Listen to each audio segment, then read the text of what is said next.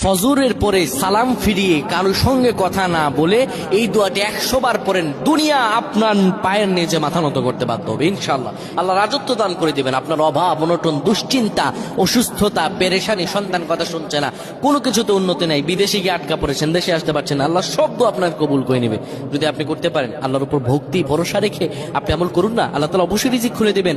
আল্লাহ তাআলা আল্লাহু খায়রুর রাযিকিন, আল্লাহ হচ্ছে উত্তম রিজিক দাতা। আল্লাহ আপনার তো অবশ্যই কবুল করবেন। আল্লাহ বলেছেন উদউনি আস্তাজিব লাকুম, আমার কাছে চাও আমি দিয়ে দিব। এই কথাগুলো তোমরা শেয়ার করে দিবা, ফ্যামিলি সবার কাছে শেয়ার করবা। তুমি আমল না করো সব পাবা যদি তোমার একটা কথা অন্য কেউ শুনে আমল করে। আমার প্রিয় ভাইরা, ফজর নামাজের পরে নবীজি কখনো এই আমলটা ছেড়ে দিতেন না। কেউ যদি ফজর নামাজের পরে পরে সুবহানাল্লাহি ওয়া বিহামদিহি সুবহানাল্লাহিল আযীম 100 বার যদি কেউ পড়তে পারে, কারো সঙ্গে কথা না বলে 100 বার পড়ার কারণে আমার আল্লাহ রব্বুল আলামিন তাকে রিজিকে